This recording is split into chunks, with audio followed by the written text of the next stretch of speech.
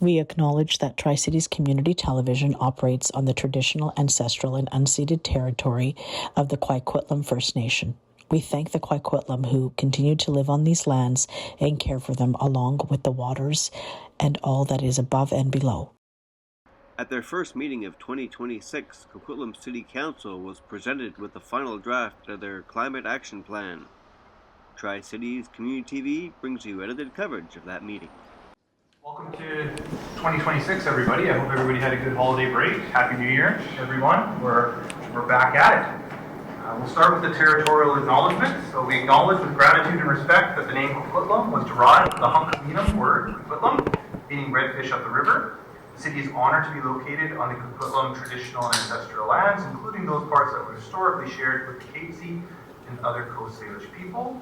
Before I go to the corporate officer, just so everybody knows, my name is Robert Mazarolo. I'm a city councillor here. Mayor Stewart is not going to be here tonight, in person obviously, or over Zoom. So I'm acting mayor for the month of January, for a little bit of February. That's why I'll be chairing the meeting this evening. Corporate officer, we can move on to item number 9, I believe. Yes, thank you. The next item is a report of the General Manager, Engineering and Public Works regarding the Climate Action Plan, the presentation by the Senior Manager, Environment, and the recommendation is reporting on the screen. Can you do intro comments for this one? We do. So, whenever you're ready. Okay, good evening, Council. So before I start, I want to take a moment to acknowledge the staff, the advisory committees, and the community members who have committed significant time and expertise on the development of the Climate Action Plan. We have a few members of the project team sitting here in the back today that I'd like to acknowledge. And I also want to acknowledge Michelle Freeland and the communications and civic engagement team who did an incredible job in designing and producing the plan in front of you today. So the purpose of my presentation today is to give you an update on the development of the Climate Action Plan. And then I'm going to walk you through the plan itself and highlight some of its key features. And then finally, we'll seek council approval of the Climate Action Plan, as well as the full strategy and action list. So this is just a reminder of the project timeline. So we've now completed phases 1, 2, and 3 of the plan, and we're currently on phase 4. Alongside the bottom of the slide, you can see the multiple touch points we've had with council throughout phase 3. So that includes gathering the feedback on the priority areas, long-term approaches, and the strategies. We reviewed the draft actions with council, the associated costs, and the implementation considerations. So your input at these key milestones has helped ensure the plan presented today reflects council and community direction. And the plan brings all of these pieces together into one cohesive document.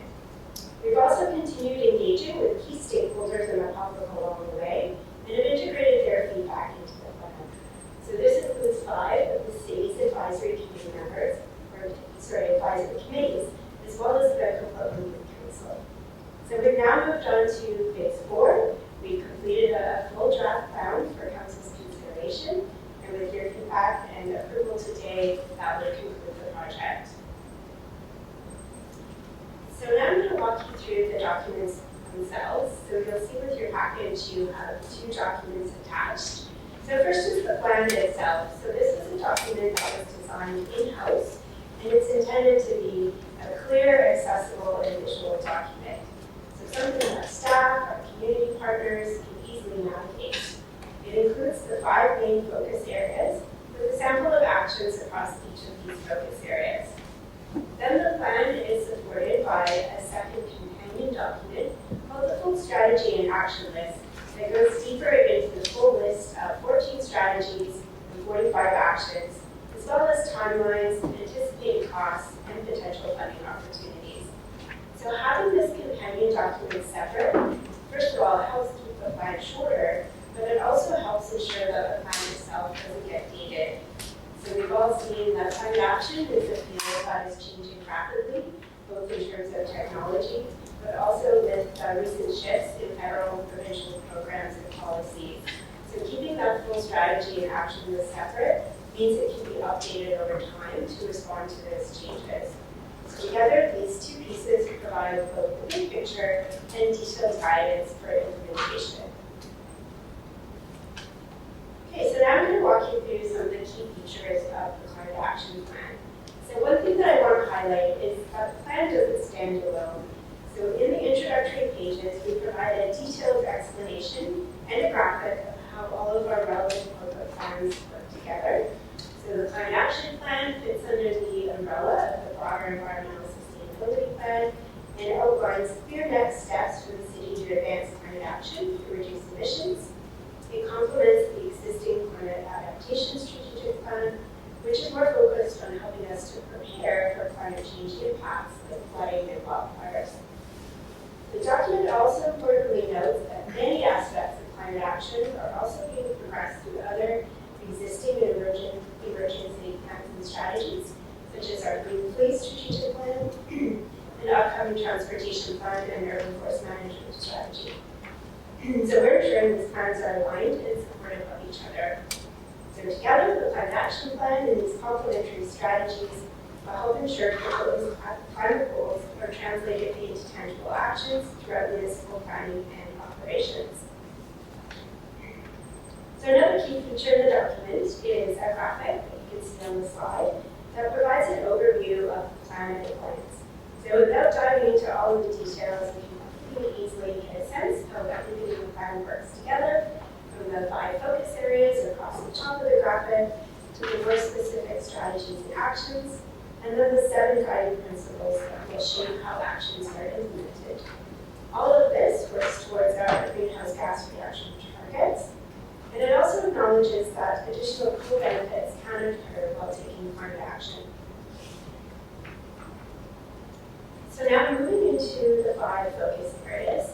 Each focus area has a 2-page spread in the document that provides an overview along with opportunities to action and reduce emissions. In addition to text that provides context and long-term vision, the pages have a variety of features that I'll walk you through. So, for instance, each section has key statistics that provide an engaging introduction to each focus area. And then we have a celebrating success section. So this showcases some of the great work already underway within the city and across the broader community. So we heard from council really early on that it's important for us to share with the public our Coquitlam story and the good climate action work the city has been doing for almost 2 decades now. So we've been intentional about weaving that in throughout the plan. So these examples demonstrate that we have a solid foundation to build on, and that momentum is continuing. And then in some cases, they also highlight some of the key partners that work with the city and demonstrate how collaboration can help us strengthen our collective impact. Then each focus area also includes 4 to 5 examples of the planned actions, and these give the reader a sense of the type of initiatives planned and the timelines for implementation. The reader can then take a deeper dive into the separate full strategy and action list if they are interested in a specific area. For each action area, we also highlight the co-benefits or the additional benefits that come from taking climate action. This can be things like encouraging new green industries, improving health and air quality, and reducing energy costs. So these benefits help reinforce that climate action supports many of the community's broader goals. It's not just about reaching our emission reduction targets, but at the same time building a city that's more livable and resilient. Then during our community engagement, we found that a high number of participants are already taking measures to reduce their own carbon pollution and energy use. So to build on that, each focus area also includes a call to action, which provides some practical and tangible ways the community can continue to participate and contribute to their shared outcomes. So moving on to implementation. When it comes to implementation, the majority of the actions, or 64% of them, are expected to be implemented with no additional cost to the city, as they will be covered through our existing programs, through capital budgets, or they have minimal to no cost associated with them. So the city has two existing climate action reserves. That's the provincial local government climate action program and the carbon offset reserve, and they are currently sufficient to support the city's climate action work. During implementation, any additional funding needs will be brought to council through the annual budget and 5-year financial planning processes for consideration alongside other city priorities.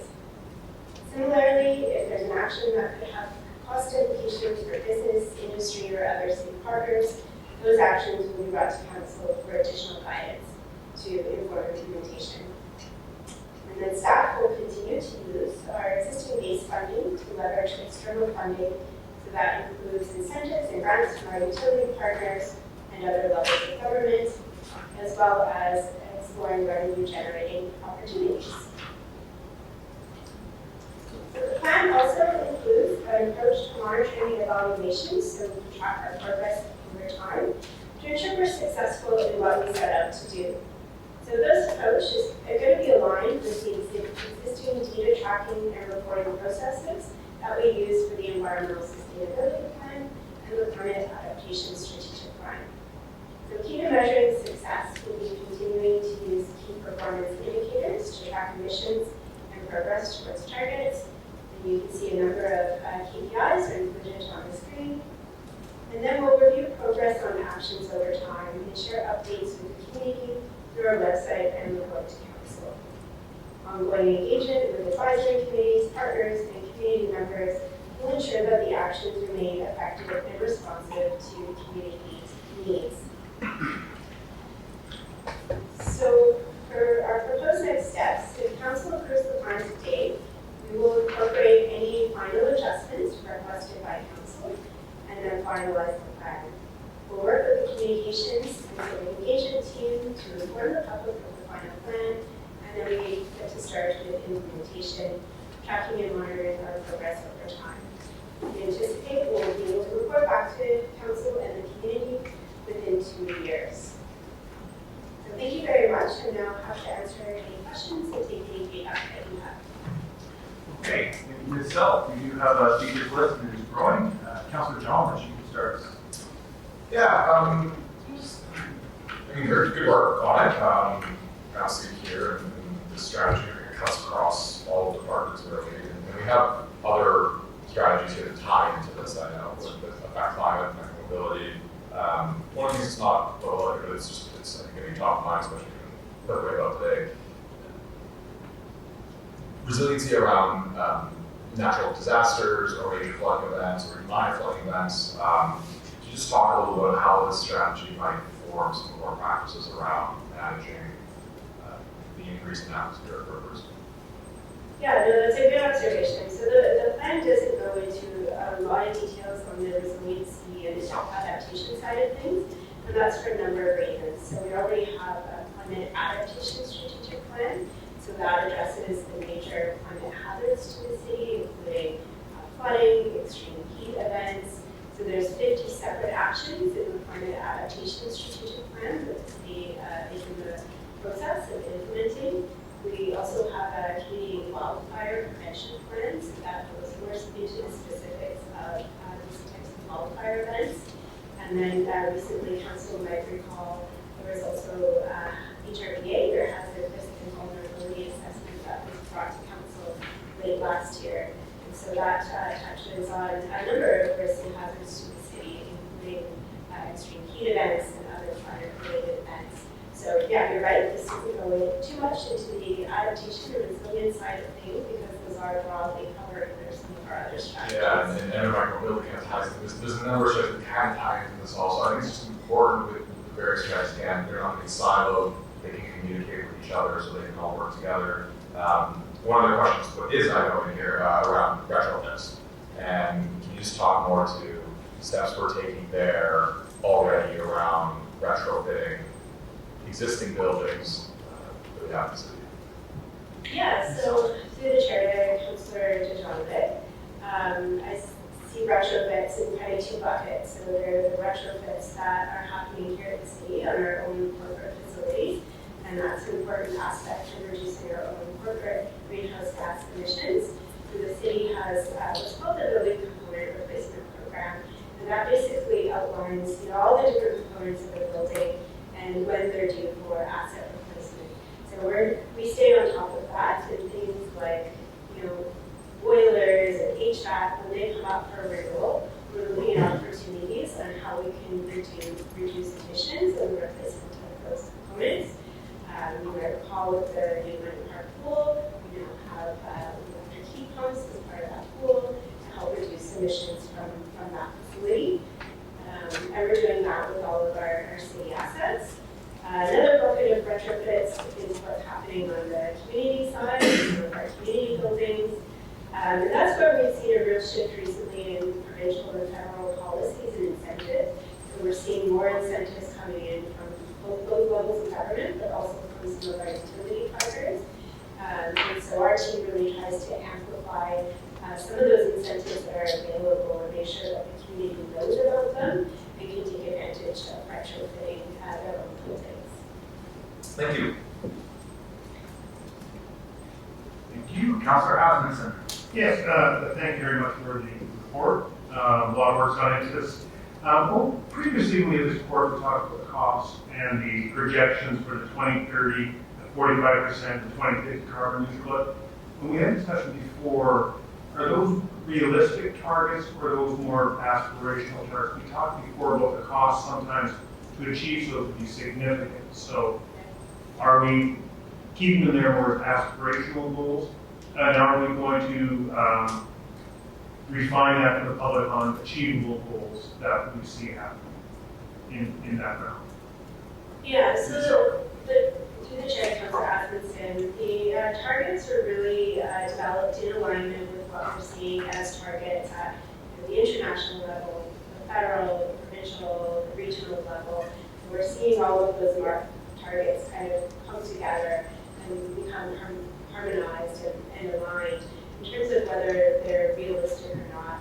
So I can say that we're making good progress towards our targets, but again, there's been some pretty significant changes in policies recently at the provincial level as well. The province has just released their CBC review, which is a review of their climate action plan, and we're not quite sure what direction the province is going to take things in. So our success is also somewhat hinging on some of these other policies and programs at other levels of government. So I would say realistically at this point in time, I would think of the targets maybe a little bit more aspirationally, but we're certainly making progress towards them. Well, I know, and I think that's the important part to keep informing the public of the progress we're making towards them. And that's more of an asterisk. I do know that the government announced a little while ago that some of their targets for the 2030 wouldn't be achievable from their end. So I just want to make sure that the public understands that. Because I think we came back, we reported a little while back about the actual financial cost would be a significant burden, and we're entering a time of economic downturn, so that also makes things a little more difficult to do. My other question is comment and questions around a lot of our goals that we can achieve are also outside of our authority or realm. And one of them is transit. I sit in the mayor's council for transplant. And once again, very disappointed that we were working with a province to properly find a funding source to properly fund transplant. And we got hot all over. Basically, we didn't get the deficit money. We didn't get the funding, the access for everyone plan wants to double the amount of buses and to improve that transportation network. That's one of the biggest keys. And so without a provincial commitment and a new funding source or proper funding for transit to achieve those goals, we will have our own difficulty achieving less congestion on the road and our THD. So I just want to comment and highlight to the public that while we're doing what we're doing, when I look at the new Monday pool and the environmental, the new Bird Mountain being an energy sustainable building, and we also have our thermostat system between here and the pool and up there that we made commitments and shown our direction on energy efficiency. But we need those other levels of government to step up and fund, especially the funding we received presently for our is not the same program or funding that we received before. So good work, I'll support the plan, but I just think we want to be a little more realistic and let the public know where we're at 2030. I don't think we'll be at 45. We can show that we're getting there. But the other governments need to step up. Thank you. Thank you. Councilor Mandeo, followed by Councilor Kim. Thank you, Chair. So my reports kind of align with what Councillor Winston was talking about. I have written a note that says which actions are mission critical and which ones are aspirational. Because when I was looking at the list, you can tell that there's some that are within our control, where we can say, you know what, we're going to commit and we're going to do this. And then there's some that we can rely on partners. So if we treat everything the same, then when we look at our KPIs, they're not going to be, quite as accurate. Because some things you're saying, waiting on a partner to do something, rather than the ones that we can implement ourselves. So what, I was wondering if we would consider doing that, to where we have our mission critical items that we know we're going to act on right away, and then have the other items that we are saying, when this happens, then we can do it. Because if we can do it anyway, it doesn't matter if it's on our list, it is not in our favor, right? So can we consider doing that, to where we look at those things that we can actually implement? Yeah, through the chair, Councilor Mandela. So we've tried to write the actions in a way that there's some flexibility in how we implement them. So there's 45 actions, and certainly staff's perspective is that we can get started on the actions that are within our control or within our influence. We've got plenty to work on, so we can get started on those ones first. Certainly our corporate emissions, so the emissions from our own city buildings, our city fleet, our city waste, those ones are almost entirely within our control. So things like, greening our streets and looking at emissions from our buildings, those are, wins that we can start working on now. So yeah, I hope that answers your question. Yeah, it does, but at the same time, I'm also thinking how the environment is so urgent. Like I was looking at the one that we have on transportation, where we talk about the work that we're going to do on the EVs. But at the same time, just in the last week, we know that the growth in the EV world is, they're sluggish right now. They're slowing down. Their production cuts in the US is actually cutting a lot of the EV, and they're taking away all the incentives that they put towards that. And there are also investment shifts that are happening right now. So we're going to see that even though we had our projections and we want to go one way, the EVs are going to be there because the production has been cut. Do we continue on the same trajectory, as a city, or do we course correct? Like, I just want us to have that lens to where we're saying we're not going to go from 0 to 100, even though we know that the world is going another way. Right? It's great if we would have all the EVs that we want, but we know that we're not going to have them. So how is that going to impact our action plan, right? So that's just one of the examples. Yeah, and to the Chair, Councilor Mandeo, I will say that's one of the reasons why we have that separate strategy and action list, is so we can be a little bit more nimble as we see these provincial and federal policies shift. What's written in the plan today might not hold true in 5 years from now. So we did think about that as we were writing the plan, and that's certainly staff's intent is to be agile and responsive as things change at the more broader national level. Yeah, thank you for that. I mean, because as I was reading it, my mind was saying, we know that climate action matters, and we know that reducing the emissions matters, but how we move forward and how we plan and how we actually do a phased approach, that is practical. That also is within the budget of the city, right? It's good to tell the right story. Otherwise, sometimes we are doing it, not us. I think the city of Coquitlam is really good at really being realistic, but sometimes people promise and promise, but then you can't do it because you over-promised and then you under-deliver.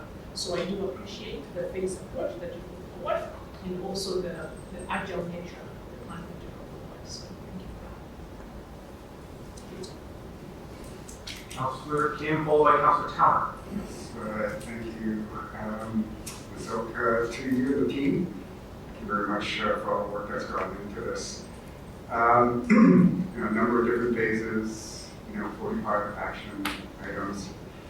And now, pending approval, we're looking at getting going on this. And gone through many discussions and iterations, and so I'm quite confident of the work that's been done in the plan.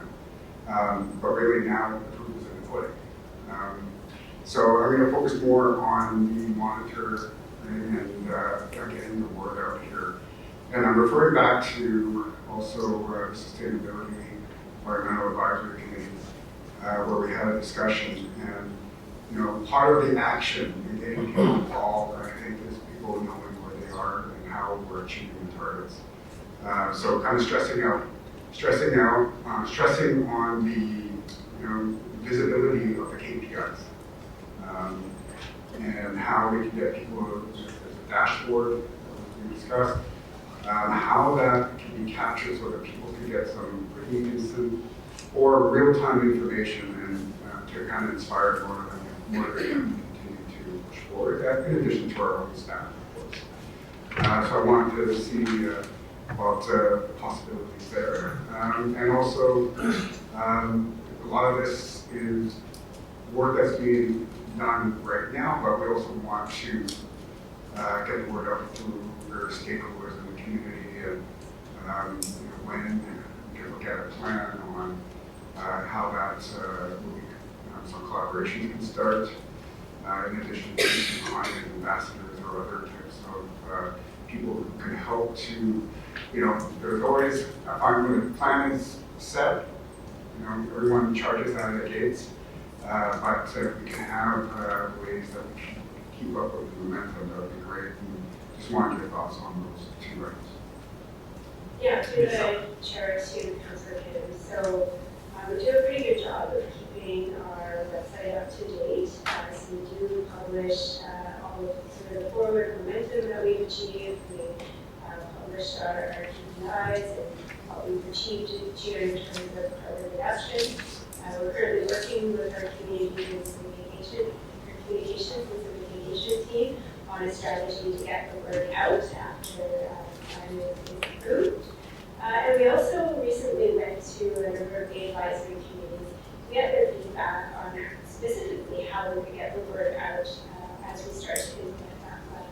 So we got a lot of great suggestions from our advisory committees and a lot of great connections in the community that we're going to follow up on as well as potentially follow-up presentations for some of those advisory committees to make on this department. I'm not sure anything else. Yeah, so we've got a strategy that we're going to be sort of launching once this is adopted by council and continuing to get the word out to the community. I appreciate that. We'll support this. And just looking for us to continue and to ensure that we'll set. So I'll leave it there. Thank you. Councillor Kim, Councillor Towner, followed by Councillor Hodge. Thank you, Chair. I just want to say thank you to everyone involved, thank you to staff for all your work on this. It took 3 years to get here, and I just want to recognize all your time and effort and engagement and analysis and everything, so it's great to see. I already received feedback on the weekend from a resident that looked ahead of the agenda and gave really good compliments on the document. It's really well done. I like the language, the different sections, and the sharing of the stories, celebrating the successes. I think it's really well laid out. It's easy to read, and it's a good document. But more than that, the content, I do believe, is relevant. When I read it, I really got the impression that we are prioritizing actions that are truly within the control of local government. We are putting those as a top priority. And to me, that is super important. Other than to just have words and goals, we have to be able to follow through in a tangible, meaningful way for a state, for a local government. And that's what I saw in the plan. Yes, of course, we are all in every other element of this as a city. We advocate to partners and different levels of government all the time. But I think it's really important to stay focused on what we can do, and I see that listed here. I also just couldn't help but notice, I mean, earlier this evening, we approved minutes from numerous advisory committees, and I saw that most of them received a presentation on the climate action plan. And I just want to commend and thank the committee members that volunteered, because there was some really fabulous feedback or input towards the plan. Maybe even down the road, it was to be a living, breathing document. But I just want to say that we listen and we pay attention to what the committee members have to say, and we incorporate it in our plan. So I want to thank the volunteers for that. But yeah, I think this is great. I know we will evolve down the road if we have to, and I look forward to, if I'm still around this table, learning more about metrics on how we're doing Councillor Towner. Councillor Hodge. Yeah, thank you. I'm certainly very pleased to see this document come forward. As Councillor Tanner mentioned, we've been working on this for years. I mean, our involvement in climate action goes back to 2007, when we were one of the early adopters, one of the first to sign on to the climate action plan. And here we are 20 years later, started to make some progress. It's interesting that the targets that we have chosen align with the IPCC targets of the 45% of the 2007 levels, and certainly working towards neutrality by 2050. So I think those are good goals. I think, like any goals, it's important that we achieve them. In the report, it's interesting to see that, the report mentions that climate action is always changing as new ideas and technologies emerge. Many of the things that we're doing today, we weren't able to do in 2007. And so I'm hoping that we will continue to look for new ways to try to even exceed and accelerate those targets. It's great to see that it is woven into a number of other strategies, as Councillor Town mentioned. We've been up to the other committees. I think that speaks to the importance of climate action in everybody's daily lives and everything we do in the city. I think, certainly transportation is the big one, and as Councillor has mentioned, we've got to do more on the transit side. We're making progress on EV, it's encouragement of EV, but that's something that not everybody is able to do. But I know that now 1/3 of our council now drives an EV, so we're taking up the challenge as well and working towards helping to meet those goals. More importantly, the city itself has a role to play. What we're seeing with our fleet, what we're doing with our buildings. The report mentions the next biggest contributor is the built environment. So I'm very pleased to see that again the city itself is leading by example.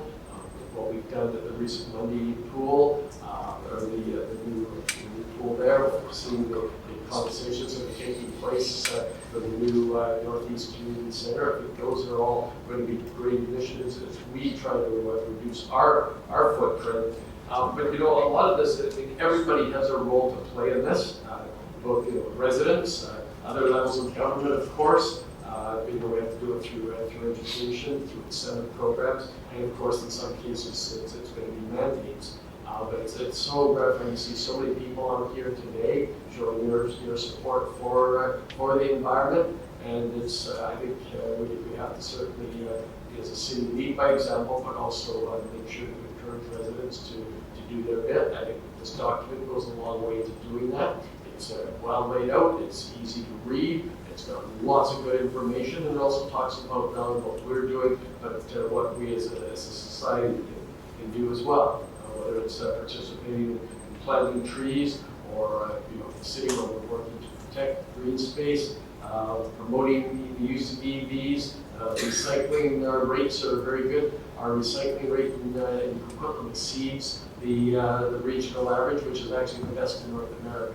So we're leaders in that area, and just recently we've got a repair cafe, so we're doing all kinds of things, and that's how people themselves can help to participate. I guess my question in all of this is that, and Councillor Kim may have touched on it, is that We've talked a little bit about the reporting out, making sure that we do track this because it is a living document. But do we actually have areas and ways that we can measure and actually gain the data? Is it just anecdotal? I mean, how do we actually make sure that we really are hitting these targets and that we're seeing the progress that we hope we'll see? Yeah, through the charge to Councillor Hodge. So yeah, absolutely. All of the KPIs have been designed in order to have quantifiable data that can help us track our targets. So some of the KPIs in this document, as well as the environmental sustainability plan, are around mode shift with transportation. That's quantifiable. Our actual greenhouse gas emissions from our buildings, our waste, and our fleet. That's all really measurable. We have data from our utility companies. We have food data, so we can quantify all of that. We get data from the province in terms of our community emissions. We're counting the number of trees that we're planting. So I would say all of our KPIs that we're using are quantifiable. Great, thank you. And the one that I was happy to see is that we moved 36 houses since 2016, so we're really pleased to see that. Something that I've been certainly promoting for my role at both national and regional level. But again, we've got work to do working within the building industry to look at deconstruction. Just in the Coquitlam area alone, there's 200 homes that we've got to try to keep on the landfills one way or another.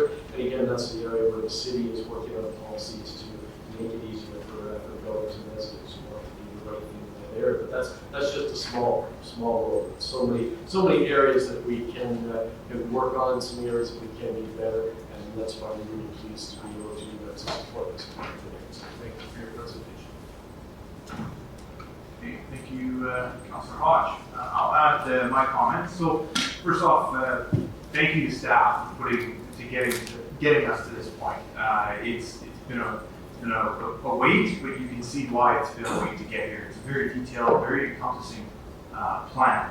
I think it's flown under the radar a little bit in the public. There's a lot of talk about different items of the plan, whether it be the urban forest, whether it be zero carbon step code or energy step code, whether it be relocation of existing homes when redevelopment is taking place. Those seem to have a little bit more, get the public engaged, and this one seems to have not to the same degree, but it is a big deal in my opinion because it covers all those areas. And just to emphasize the point, we're talking about a plan here that deals with greenhouse gases, deals with physical waste. So what Councillor Hodge was just mentioning with respect to trying to reuse homes instead of more material ending up in the landfill. It talks in here about the urban forest, a topic that is near and dear to a lot of our residents' hearts and that are very engaged with. So it's a very all-encompassing plan that touches on a lot of aspects about how we are going to interact with, steward, and take care of the environment that we live in. So I think it's a big deal that we're here tonight, and I think credit needs to go to staff to getting us here, and for council for supporting staff to get us here, and then to the public. I think this is going to be a big thing for us overall. I do have a question or two. So when I look at the attachment number 1, and I go to page 10 of 32, attachment 1 of 3, page 10 of 32. It breaks down the emissions produced in Coquitlam, which is very helpful. It shows very clearly to the public that 50% of these are, and correct me if I'm wrong here myself, these are all the emissions that are in Coquitlam, whether it be city generated or our residents or businesses or industrial generated. Okay. So 50% of the emissions are from transportation, 46% is from buildings, 3% is from waste, 1% is from city facilities. So 1% of 100, is the smaller of the chunks, and it further breaks down on what the city is doing with respect to our own emissions. And we are taking steps to try to reduce them. But the key here is that 99% is where the bulk are, and that's our residents, our businesses, etc. The one I just want to flag is buildings, 46%. If I go to the next page, page 11 of 32, we have the chart that shows no action, climate action, etc. Does this chart take into account different levels of energy step code, of zero carbon step code at all? Or I'm assuming it's built into the chart. So if we implement X, we are going to be on this path as a model. If we implement Y, we will be on this path. Is what the model is suggesting. Am I right on that, or please correct me? Yeah, through the chair to Councilor Mazzarolo. So yeah, the graphic that you see on that page 11, that takes into account green building policies, so that includes things like the step code. But it takes into account things that are happening at the provincial level, the federal level, and the municipal level. So again, we're a piece of that, but really strongly relying on some of those provincial and federal policies to really see sort of those reductions in the budgets over time. So it's a kind of a hypothetical scenario if all of the plans and programs come into fruition and are effective. And maybe if you don't have this answer right now, I understand, but in the climate action scenario, in the climate action scenario, does that take into account the recommendations that I think was deferred tonight? Does that take into account the zero carbon step code, EL1 level, EL2 level, at different Part 3, Part 9 buildings, or what if we meet our target, where would we have to be on that policy? To the chair to Councilor Mazzarolo, that's something I'd have to go back and take a look at the different modeling inputs to see what specific levels were in the models. So I know we didn't take the highest level into the modeling. We took a sort of middle of the road approach, but the exact steps, I'd have to go back and reference that. Okay, it was deferred earlier for this evening, so I think, when it comes again, that'll be a question that I'll ask, just a heads up to staff that if the answer can be provided, that'd be great. I didn't mean to put you on the spot here tonight. No, I'm absolutely in support of this evening, and it's been a while coming, but I can see why now. The detail in here and the thoughtfulness, and I think the achievable goals are important for our community. So thank you so much for getting us there. Any other speakers? No other speakers? Not corporate officers. Do we have a mover and a seconder? No, it has not been. Second. It was moved by Councillor Hodge, seconded by Councillor Asmussen. Here we go. All those in favor? All opposed? And happy to say that carries unanimously.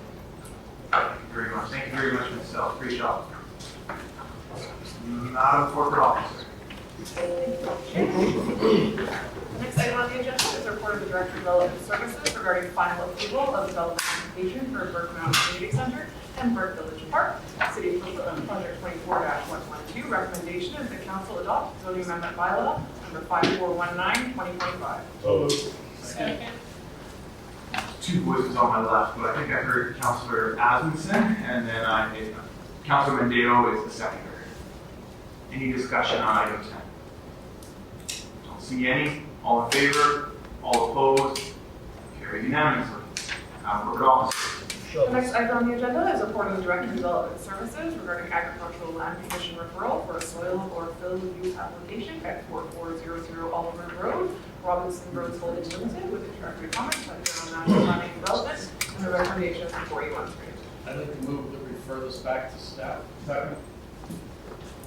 Okay, so it's been moved to refer back to staff by Councillor Hodge and seconded by Councillor Asmussen. Help me here, Ms. Corporate Officer. Is there a discussion allowed on refer back to staff or no? You can. We can, okay. There were intro comments from the General Manager of Planning and Development. Do we still want to do that?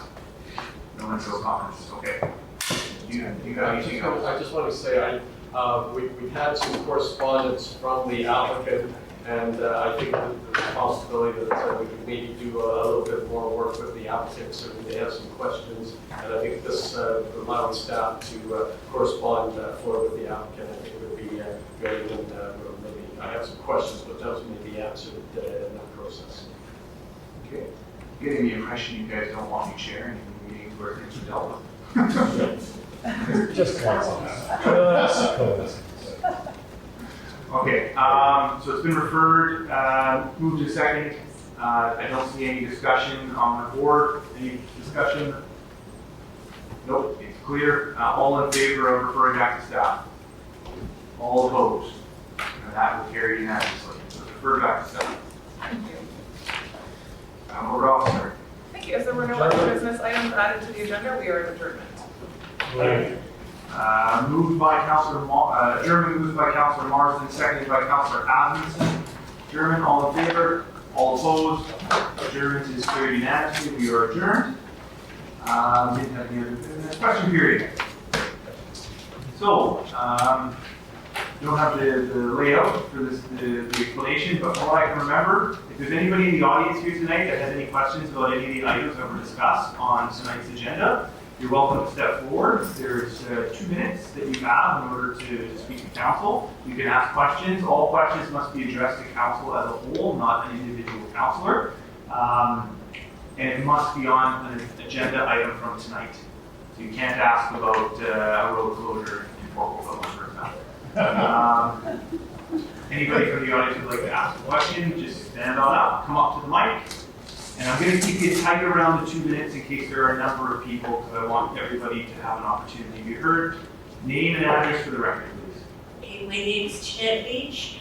I live at 1119 Eastwood Street, just around the corner from here. There are lots of things here that I would love to speak on. I'm actually happy that we had the report after coming to listen to a report that actually wasn't discussed. It was really good to have a report that was very relevant to the concerns that I have. I guess the question for me, coming from an economic background as well as all kinds of other things, I get a little bit confused when I hear financial queries about costs referring only to current costs, whereas it seems like a lot of the stuff that we're talking about now, the costs are a lot higher if you delay than if you strive for the what was in, particularly the report that we did that was received and passed. So I just wonder where does that come into the calculations in terms of considering the future costs of not doing things? Someone from staff want to take that question with respect to how it's shown in the report, so I can take the question as to how council might approach it, but anybody from staff? Mr. Bone, you've drawn the short straw. Yeah, thank you through the chair. So certainly that's an excellent question, and if you refer back to the environmental sustainability plan, you did talk about in terms of future costs of taking certain actions or not taking certain actions, and that is something as staff and as a city that we do look at, because obviously that's important. We want to look at long term, what is the most optimal way to move forward. But of course we have to be realistic in terms of what is that cost today and can we afford it. So I guess the answer is yes, we do take that into consideration. Thank you, Mr. Nolan. Yeah, I'll just touch on that, Ms. Leach. I know from being around this table for the last 3 years that all of us around this table, certainly when we read the reports and we see a number, a cost for a near term or a short term, we recognize that as only near term or short term, and that we are taking into account, decisions do take into account what would that number be in the future. As with any projection, there's a little bit of guesstimation. We're guessing to an extent, but everybody here does take into account what the future cost will be for inaction, for action, for delay, etc. It is always a live issue, I assure you. Thank you for your question. Anybody else from the audience? Name and address for the record, please. Michael Petty at 2915 Warren Drive. Mr. Petty, go ahead. So regarding the zero carbon step code, I did want to, just in the interest of information that might be available for follow-up meetings, since it was deferred. One thing that comes up in the report a couple of times is the cost difference in places that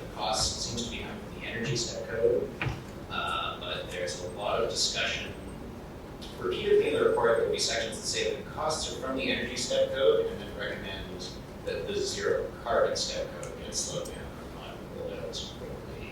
And the reasoning I often found to follow, it seems to stem from a recommendation from the, I was trying to look at the organization, the Union of Developers, UDI. Sorry. UDI. UDI, that's it. Urban Development. And the UDI, the section on consultation from UDI similarly says that UDI finds that the energy step code is where the costs are coming from, and so they recommend slowing down the zero carbon step code.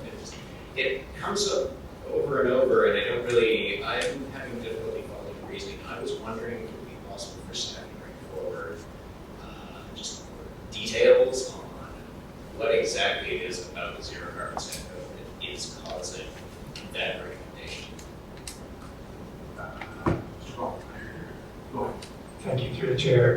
So there may be misunderstanding. You are correct, UDI, on all of our conversations with the development industry, the energy step code is the one that introduces significant costs to them, affordability of new units. And so what was put in that report as a recommendation was to stick with provincial mandates in terms of timing for the energy step code. In terms of the zero carbon step code, there are still cost increases, and as you get higher in the code, those costs increase, but they are a much lesser impact as compared to the energy step code.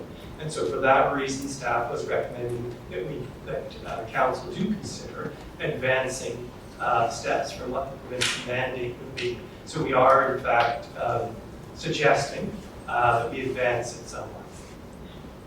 And is there, and sorry to follow, is there any opportunity for an alternate compliance pathway on the energy step code as opposed to the zero carbon step code? Can you say it one more time there? Alternate pathway. I think some councils have put in place alternate compliance pathways on the zero carbon step code. Can that approach be taken with the energy step code similarly? If it makes the zero carbon step code easier to implement. Just some discussion with staff. Mr. Ball. Thank you, through the chair. The energy step code is a performance-based code, and so there is just the one approach that is used for that. Thank you. Okay. Anybody else from the audience that has a question on that was on tonight's agenda?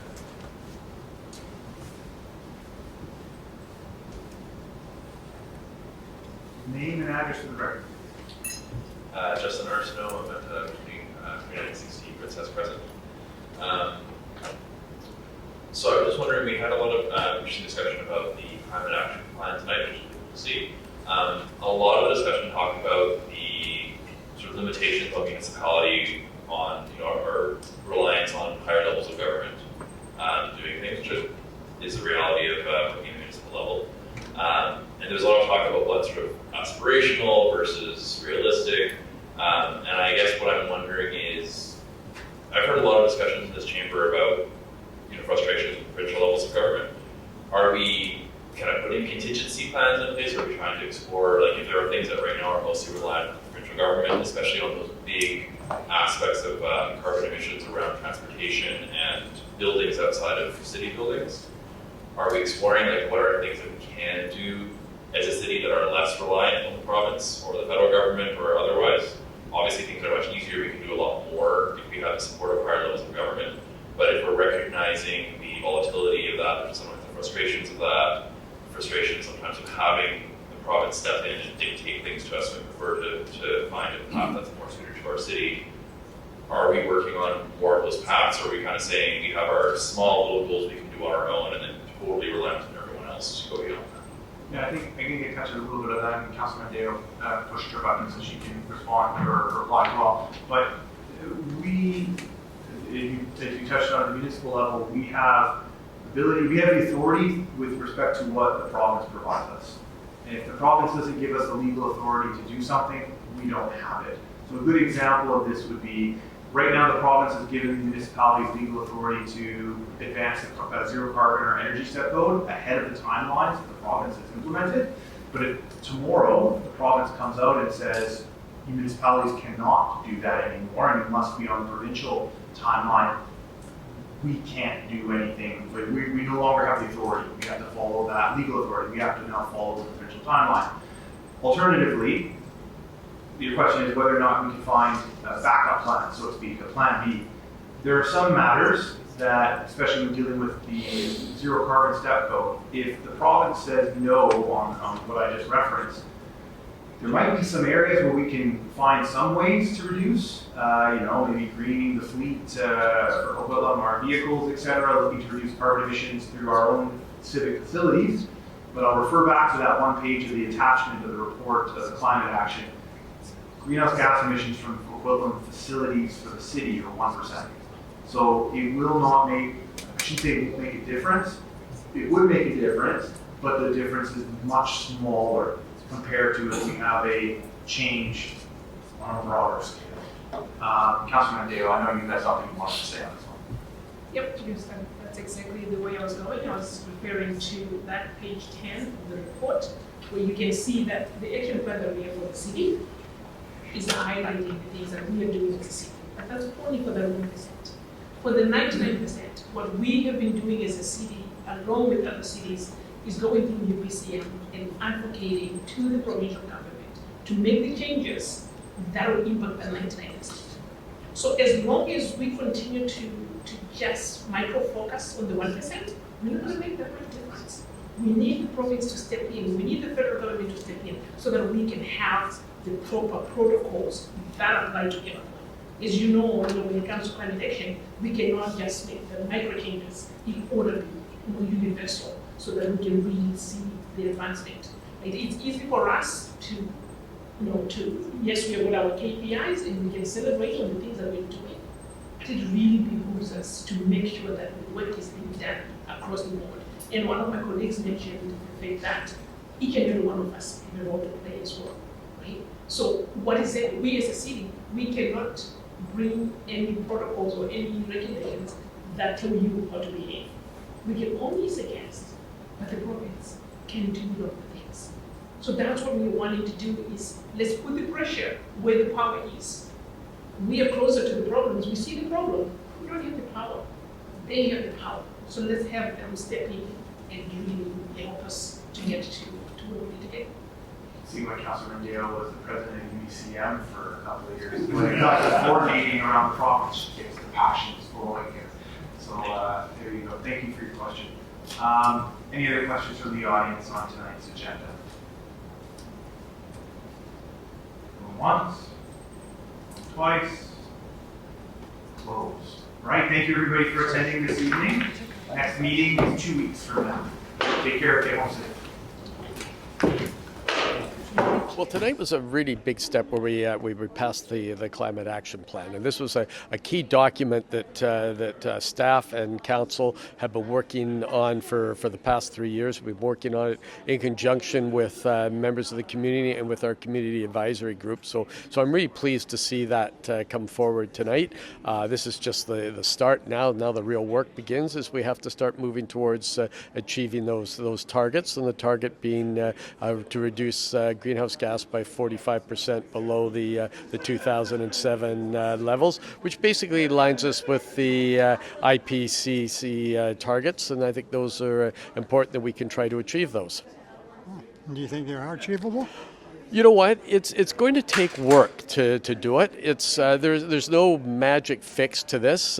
No one level of government can do this. We're going to need to have assistance from other levels of government, but more importantly, we're going to need assistance from the residents of Coquitlam, because many of these targets are in order to achieve them require action by our residents. And I think our residents are up to the challenge. I think that they recognize the importance of making changes to the climate. You just have to look outside today and see we're in the middle of another atmospheric river, and so I think our residents recognize the importance of climate, and they will do their part. And this action plan helps to lay out some of the things that we can do. Whether it's working to reduce waste, whether it's working with developers to make sure that we try to relocate homes rather than to demolish them. Whether it's when you've got unworkable items that you bring them to our repair cafes that we're hosting. Help us by planting trees, consider switching to an EV vehicle, and certainly, using transit as an option for getting around the community. So the majority of the GHGs are coming from transportation, so that's an easy one. Get out and walk, ride bikes, looking for alternate forms of transportation, and then certainly we're doing a lot of work in the area of the built-in environment, which is the number 2 contributor. So you mean to tell me I'm going to have to give up my Mustang GT? Oh, I wouldn't want you to do that, Bill. But maybe consider. People look at me and sort of say, maybe Craig, you could do a little bit more walking. It would probably be good for you and the environment. I mean, I drive an EV, but I think we also have to look at that. That's just switching to an EV isn't necessarily the answer either. No. It is trying to use rapid transit more, other forms of transportation. So I think those are the things that we have to do. Tonight, one of the items we had on the agenda was the Climate Action Plan, or CAP as we call it. It's been in the works for the last 3 years. And one of the highlights, I think, from tonight is us sharing with the community that the work that the city does that's within our purview constitutes 1% of our emissions, that 99% is in transportation, in buildings that, really the city doesn't control. So what I emphasized is the fact that we would do everything we can for the 1%, but when it comes to the 99%, we can advocate to the levels of government, such as the provincial government, so that they can do what they can in order to advance the action plans from their purview. But the city has limitations. Right. But within our limitations, we will do everything that we can to make sure that we are advancing that work. Well, that's really great. Glad to hear from you. Thank you. Thank you for having me.